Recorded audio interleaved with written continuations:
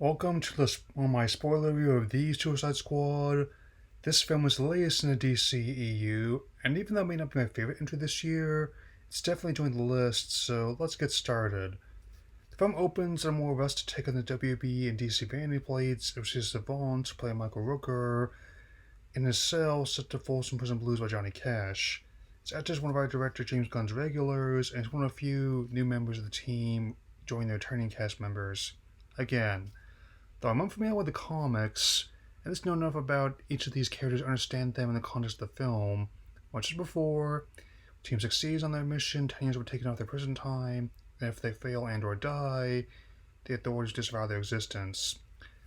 The film was also heavily influenced by John Ostrander's run on the comic, and even he has a cameo as one implanting EMP devices in the team's brains. There are two teams, A and B, assigned to go after an experiment on his product Starfish, small nation of Quarter Maltese. That's been a current location of comic adaptations, even as either run by villainous despots. It's nice to see it get fleshed out more. In addition to Harley Quinn, Rick Flag, and Captain Boomerang returning with their respective actors reprising their roles, we have a host of new characters. Team A includes Mongal, played by Mei Ling Ing, the Weasel, played by Shongun, the Javelin, played by Flula Borg, the Detachable Kid, played by Nathan Fillion, and Blackguard, played by SNL's Pete Davidson. GB consists of Bloodsport, played by Idris Elba, the Peacemaker, played by John Cena, the Polka Dot Man, played by Dave Dalmaskian, Ratcatcher II, played by Daniela Melchior. My personal favorite of the new faces, Kane Sharp, played by Sylvester Stallone.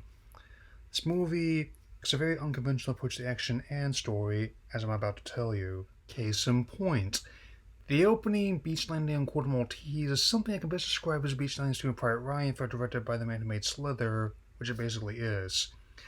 Many deaths ensue as a hardcore punk song, people who die by the Jim Hero band plays. Mongal and Captain Boomerang, death by helicopter. And those who didn't like the latter can enjoy his arm basically being what's left of him. The Detachable Kid, Swiss cheese with bullet holes. The Javelin, gunned down, but not before he gives the Javelin to Harley, which will be important later. Weasel, seemingly drowns during a water landing.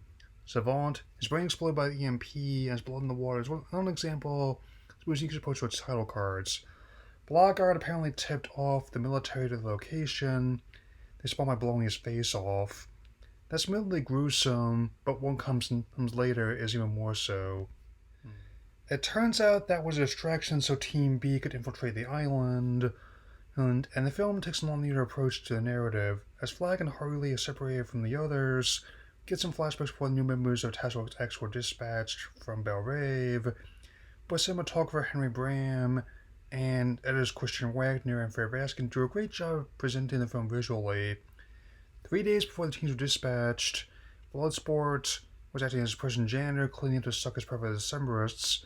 Much like Deadshot in the last movie, he's motivated by his teenage daughter and agrees grudgingly to the assignment associated with granting clemency for stealing a smartwatch. Also, this dialogue with Peacemaker about smaller bullets that go inside, touching the sides, will be one of many scenes that's important later.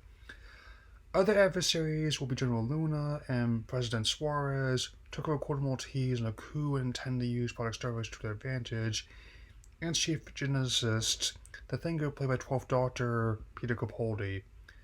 Note to self, watch our Doctor Who backlog when you see who the 14th Doctor will be. Back with Team B, as they make landfall, we get some banter between the new recruits, and before they make their way into the city, they make camp for the night. Interactions from Ratcatcher's Rat Sebastian to Peacemaker being very well endowed in his briefs are really hilarious, and King Shark's appetite for people will be quite handy, much more than that sounds. I also like the interaction the base came back in the States. Waller steals devious error, and I wonder how much Coke paid to get his beverages in this movie over Pepsi. King Shark is one of the guards, the Rampage enemy camp begins, Peacemaker's pre-mortem line and rivalry Bloodsport will be key later, and once again, the most undignified death goes to the guy who gets killed on the outhouse. Ha ha! Dangly parts. Flag is alright, wearing an outfit that homages threads from the comic, though Sol Soria, played by Alice Braga, isn't happy they've killed her troops. Looks like they are taking over. Elsewhere, Thinker is not happy that his experiments have been tampered with, and he also has a fondness for exotic dancers, which is the plot point. Likewise, the Americans handling Project Starfish are only slightly as well equipped to deal with the experiment as Elon Musk would be. Wait until you find out. It's crazy. Meanwhile, Heather's taking a seat up as they didn't they? They attempt to break her in the hole prove fruitless. Instead, with a new red dress homage one of her many outfits, they decide to take a different approach. Listen to that Margot Robbie requesting some of the tattoos from the last movie being removed also makes sense for her character. More on that in a bit. The president tries to woo Hurley as Vitelli's was for the choir plays, but as reveals their plan of proposing marriage and making love, Hurley realizes what's about to happen and shoots him. If you never saw the last movie, or even Birds of Prey for that matter, this makes sense for her character. As someone who has, it makes sense that she'd cut off that relationship or goes too far, and killing children is a line even she won't cross. Nor is it one flag well, and we'll come back to that. Nona puts a hit on the Suicide Squad, decides to interrogate Harley for information. Polka Dot Man exposits about his condition, and since the lead experiment on him at Star Labs, explains a bit about his character. Not a total stretch, as he was one of the wombats, and apparently schizophrenic, from Patient Arkham. Kinda mind the Joker tracks. Task Force X carjacks a man named Milton and point no return by Kansas playing on his band's radio as the team heads into the city. King Shark stays behind as backup, so even though it plays a quarter Maltese, a Sharkman that sounds like Rocky, remember, would stick out quite a bit. Back on the mainland, the team takes control, makes contact with Waller again as they scope out the Gentleman's Club at the Finger Frequency. While the other James Bond regulars in this movie, one of the exotic dancers played by Palm Clementif as a mantis. Ratcatcher II also mentions her father's death of an overdose, and more to say on that later. Bloodsport also elaborates on his dislike of rats when he was young. One of the young actors playing Sebastian is called Crisp Rat. I see what you did there. Task Force X finds a thinker after a few drinks and dances, but the local military finds and captures them. However, what is a group like this that didn't plan for that? Ratcatcher II and Polka Dot Man slip away with a thinker as flag. Peacemaker and Bloodsport escape the convoy to Reign by Jesse Reyes and Grandson. I definitely like the variety of music in this movie, along with the score by John Murphy. Again, Loon's attempts to torture Hurley prove fruitless. As given a previous appearance in the series, it's become too kinky a torture. Only Sing I Ain't Got No Body by Louis Prima, same song she escapes to while blasting her way out of the compound. It is a beautifully gory layout of carnage like the movie itself. Also, this breakout of her cuffs was actually done for real by Margot Robbie. That's impressive. The gore into giving way to animated flowers and birds also kind of reminds me of the super happy fun time mode from Serious Sam HD. Hurley humorously reunites with the team, and after a brief scene with the Thinker, it's off to Jotunheim for the mission. As for Milton still being there, I don't know whether he's just playing along or is being held hostage as a getaway driver. I believe either one, frankly.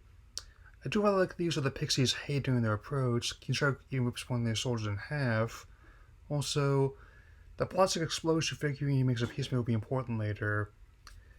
The Thinker reveals the true nature of Project Starfish remains of Team A and a few more pole vultures soldiers use a vessel of Star the Conqueror. Peacemaker may be on board, but Flag draws a line to the prospect. Two come to blows, where Flag ultimately is stabbed in the heart, slip the data on Star to another, and redeems himself with his dying words. Peacemaker. What a joke. The Thinker is ultimately killed by Starro, kicking off a multi-layered final battle as explosives set off. Bloodsport makes good on his promise, having learned sickening truth, decides to confront Peacemaker. Their fight is a notable highlight of the movie, and we also get the payoff for the conversation from earlier. Just as promised, the bullets go right through the regular bullets without touching the sides.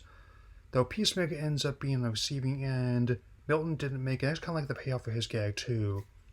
It's up to the remaining members of the team to stop Starro, and back on the mainland we get the line that got me in this movie opening weekend. We got a freaking kaiju up in this shit. Bloodsport goes through his entire arsenal of weapons, is able to take advantage of Polka Dot Man's mommy issues to deter Starro. Polka Dot Man is crushed by Starro, and before King Shark joins the fray, along with his shark naughty bits, seeing Luna and his troops meet their grisly end is incredibly satisfying. Hurley realizes what the javelin is for, plunging in the Star's eye, and Ratcatcher II is able to stop the monster master of all his teachings.